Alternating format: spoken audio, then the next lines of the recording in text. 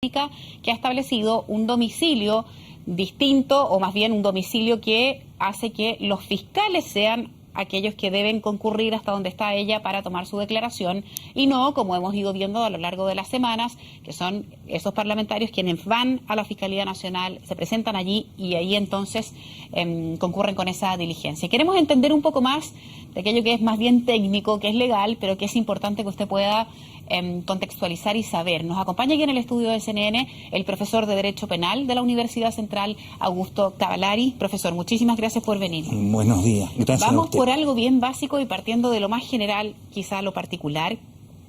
¿Qué es lo que permite a cierto tipo de autoridades tener este derecho de pedirle a una autoridad, en este caso del Ministerio Público, que asista hacia donde ellos están y no que concurran ellos hacia la Fiscalía o el lugar donde haya que prestar declaración? Sí, una norma legal que es en este caso interpretada. Ahora, si lo vemos en términos de una sociedad actual, de una sociedad de la post-ultramodernidad, no es muy entendible.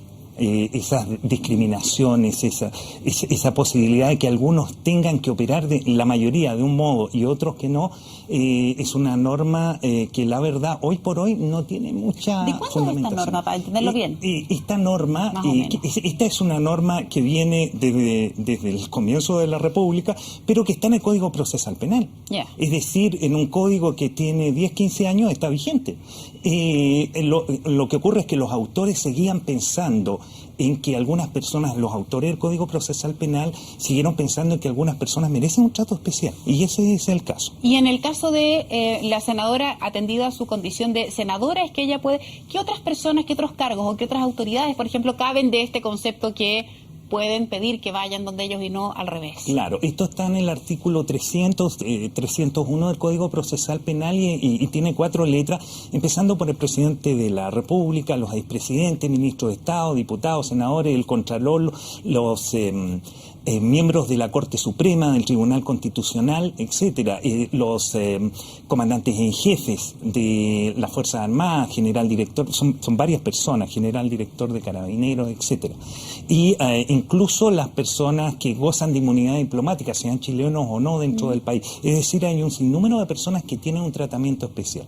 Pero es de notar que en este caso la norma que se está aplicando no es aplicable a la investigación. A ver, coméntenos eso, como lo hablábamos fuera de micrófono. Sí. Esto que la determinada autoridad o tipo de persona pueda hacer que el fiscal vaya y no al revés, es para más bien una etapa donde ya está donde el juicio ya partió y así no es, en la investigación. Así es. Por favor, claro, eso, esto profesor. está en el Código Procesal Penal en el artículo 300. El juicio oral comienza del 284 en adelante. ¿Ya? Entonces ya en el 300 estamos en pleno juicio oral. Esta norma de que las personas, determinadas personas, ¿sí?, gozan de este privilegio es para aplicarse en el juicio oral. ¿Y por qué se está aplicando aquí? No lo dijo el fiscal nacional. Yo creo que está aplicando principios como el principio del debido proceso. Esto es complejo, el principio del debido proceso dentro del principio de legalidad, puesto que se está aplicando en otra etapa una especie de analogía en favor del imputado. Eso es lo que se denomina analogía in bonam parte, como parte del principio de legalidad. No, es un poco complejo técnico, el tema, sí. Es bastante técnico. El problema es que se interpreta en favor del imputado y seguramente para ser más benevolente la situación de la interrogatoria. Lo que es de notar es que a veces cuando uno defiende como abogado particular a un imputado, el Ministerio Público no hace interpretaciones benevolentes. En este caso la hizo y se hace en favor de la senadora Fombal. O sea, dicho en buen chileno, aquí el Ministerio Público fue más condescendiente con la senadora que lo hubiera sido probablemente con cualquier ciudadano de a pie, digamos, por poner en esta etapa un beneficio que iba en una etapa posterior. Pudo haber interpretado de otra manera, ¿sí?, ser más estricto en la interpretación de la norma y no lo hizo. Y usted como profesor, ¿comparte ese tipo de criterios considerando lo que me contestaba en la pregunta anterior, cuando los tiempos que corren hoy quizá no están tan adecuados a cuando se genera este marco legal que le da a ciertas personas ciertos privilegios? Le voy a contestar como abogado defensor, porque yo litigo con frecuencia. Y ese sería el ideal. Yeah. Es decir, si yo defiendo a cualquier imputado, me encantaría que el Ministerio interpretase en favor de mi representado una norma. Ahora, la verdad es que el problema es que no se hace en todos los casos. Se hace excepcional y en este caso se hizo a favor del imputado. ¿Y eso puede ser una mala señal a la ciudadanía desde el punto de vista del ejercicio de la objetividad y de igualdad de condición? En una era en la cual se está reclamando por la igualdad, con mucho énfasis, en esta época en que las denuncias son el sustento social y en el que la persecución a cualquier trato desigual es muy enfático, no parece una buena señal. Profesor Cavallari, cuando uno se pone del otro lado, ¿por qué una persona que debiera prestar declaración o acogerse a su derecho a guardar silencio podría preferir que sea el fiscal o los fiscales los que vayan hacia donde está esa persona y no al revés? En este caso puntual, por una cuestión de la prensa y mediático, ¿por qué querría alguien que fuese al revés y no como cualquier ciudadano?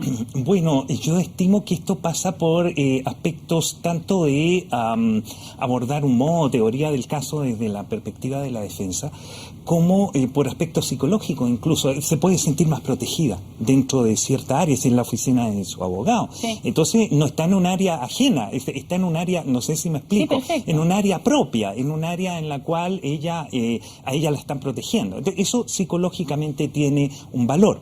Ahora, desde otra perspectiva también se eliminan los riesgos porque estamos en presencia de una era en que el público se empodera.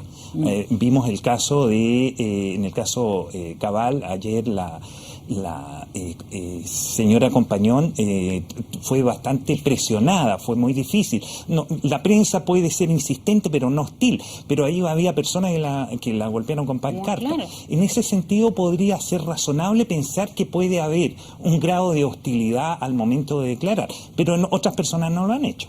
Abogado, y respecto de esto, ¿influye este tipo de decisión en una fiscalía, en un ministerio público, entendiendo que es un derecho que está ejerciendo y aquí no es que haya pedido algo que no esté dentro del marco legal? Claro. ¿Entendido eso? Así es. Pero uno igual se pregunta, bueno, ¿tendrá o no alguna señal, alguna injerencia incluso comunicacional en que, mire, fueron todos los parlamentarios a la fiscalía y resulta que hay una persona que dice, ejerciendo su derecho, mire, yo prefiero que sea usted el que venga para acá, donde esté mi abogado, donde esté la oficina, yo esté más tranquila? Claro, ¿incide eso al final en algo? En mi opinión y desde una perspectiva de análisis de estrategia, como teoría del caso, yo creo que no influiría porque eso se lo cobrarían al Ministerio Público. Perfecto. Hoy en día no creo que el Ministerio puede... Me explico, si posteriormente existe una serie de imputaciones en contra de otros senadores o diputados, a propósito del caso Penta, y se eximiese dentro de ese abanico de imputaciones a la senadora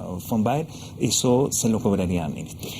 Abogado, ¿qué pasa con algunas declaraciones que hemos escuchado acá? Me acuerdo perfecto del diputado Felipe de Musí, por ejemplo, y de otros que han dicho, he sido invitado a declarar o a asistir a la...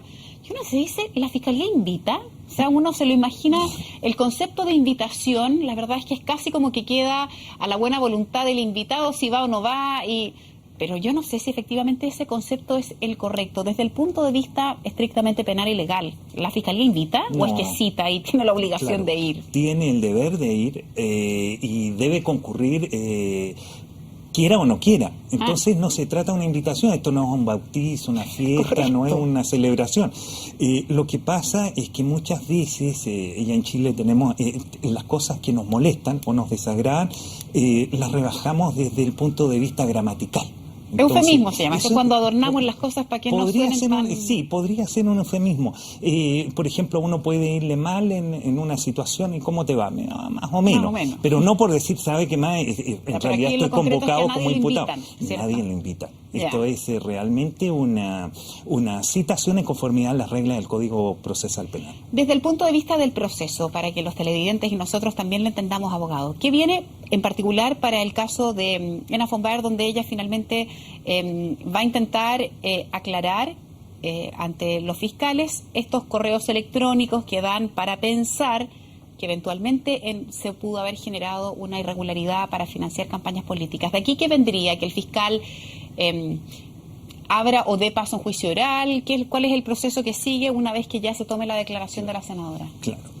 Bueno, la situación, hay que considerar en primer lugar que la situación ya tiene una vertiente avanzada respecto de las personas que otorgaron dinero. Correcto. Que son Delanon, Lavín y otras personas. Así que en el fondo ya el Ministerio Público está operando con una presunción de responsabilidad. Hay que entender eso, y la Corte ha avalado. Por lo tanto, las defensas no son la mera negación no se ve tan como una estrategia sencilla o teoría del caso fácil. Ahora, lo que viene, si estima que existe responsabilidad de parte de esta senadora y de otros miembros del Congreso, simplemente debe avanzar la investigación de conformidad con las normas que están en el 416 y siguientes del Código Procesal Penal. Para las personas que tienen fuero, en ese caso debe abrir formación de causa. Y en esos momentos, ¿qué quiere decir? Pedir la formación de causa es una petición que hace el Ministerio Público a la Corte de Apelaciones diciendo, mire, quiero formalizar y acusar a esta persona. ¿Ya? Entonces, la Corte de Apelaciones la que va a dar esa autorización. Y si es que fuese así, en condición de que ella está ejerciendo un cargo en el Parlamento, ¿hay algún otro privilegio del que ella pueda gozar desde el punto de vista legal, así como goza de que el fiscal la vaya a ver a ella y no al revés, una vez que se inicie esa etapa del proceso? La verdad es que no se ve ninguno. De hecho, se reducen incluso los plazos de conformidad con las normas del 416 siguiente del Código Procesal Penal, se reducen los plazos incluso para la audiencia preparatoria de juicio oral y para el juicio oral, aunque puede pedir que se le otorguen los plazos más genéricos, más amplios, pero no aparecen privilegios. A partir de ese momento, si es aceptada la formación de causa en contra de un miembro del Congreso, la verdad es que es suspendido porque tiene que remitirse un oficio al Congreso Nacional y con la sentencia se extingue la calidad de diputado o senador. Profesor, muchísimas gracias. Ha sido muy aclaratorio sus argumentos y sus ideas respecto de lo que hemos visto hoy día. Nos va a ayudar a seguir esta información mucho más encima y entendiendo lo que ocurre. Gracias por su presencia y que tenga una buena tarde. Gracias a usted por la entrevista. Que le vaya muy bien.